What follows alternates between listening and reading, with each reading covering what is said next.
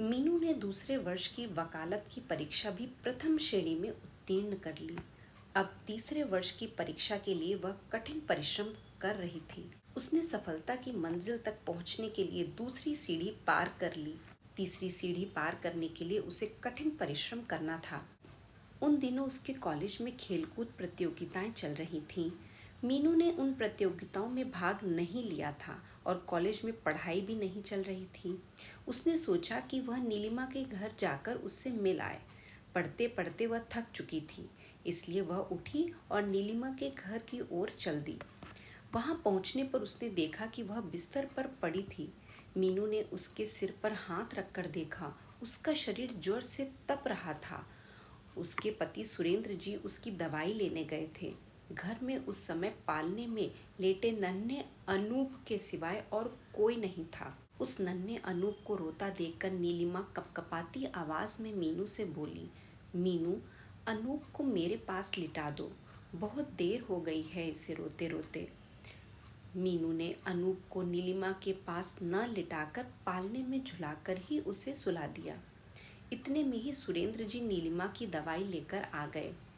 मीनू को देखकर सुरेंद्र जी को लगा कि अब वे कुछ समय के लिए नीलिमा के पास मीनू को बैठाकर अपनी फैक्ट्री देखने के लिए जा सकेंगे।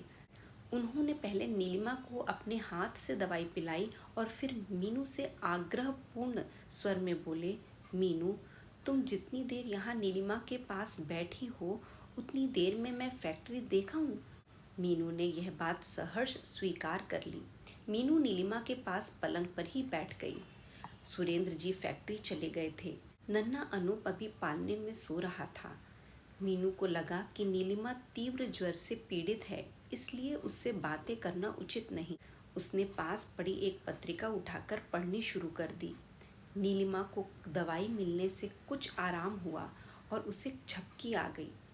मीनू उस पत्रिका को पढ़ने में व्यस्त रही। आधा घंटा नींद लेने के बाद चौंक कर नीलिमा ने आंखें खोली। मीनू को पास बैठी देखकर नीलिमा बोली, अरे मीनू, मुझे तो नींद आ गई थी, तू अकेली बैठी बैठी बोर हो गई होगी। नहीं नीलिमा, मैं तो आराम से बैठी पत्रिका पढ़ रही थी। हाँ, यह तो बता, अब तेरी तबीयत कैसी है? अब तो कुछ आराम महसूस हो रहा है, बदन में दर्द भी कम है, नीलिमा ने धीमी आवाज में कहा। और मीनू, तुम्हारी पढ़ाई कैसी चल रही है? आजकल तो खूब व्यस्त होगी पढ़ने में। वकालत की अंतिम परीक्षा है इस वर्ष। हाँ नीलिमा, अभी तक तो दोनों वर्ष की परीक्षा मैंने प्रथम श्रेणी में ही उत्तीर्ण की हैं। देखो इस वर्ष क्या होता है। इस वर्ष भी प्रथम ही आओगी। जो इंसान परिश्रम करता है उसका फल अवश्य मिलता है। और हाँ मीनू, पिछले महीने अशोक भैया अमेरिका चले गए हैं। अभी तो 2 वर्ष के लिए ही गए हैं। क्या अमेरिका पढ़ने के लिए गए हैं? हाँ, अभी तो पढ़ने के लिए ही गए हैं, परंतु वहाँ जाने के बाद कौन लौट कर आता है, सब वहीं बस जाते हैं। मीनू ने अपने भाव व्यक्त करते हुए कहा, परंतु मैं तो इस पक्ष में ज़रा भी नहीं हूँ। सरकार हमारी पढ़ाई पर कितना पैसा खर्च करती है और हम चंद पैसों के कारण विदेशों में जाकर बस जाएं। यदि सभी बुद्धिजीवी विदेशों में जाकर बस जाएंगे तो हमारे देश की उन्नति किस प्रकार संभव हो सकेगी?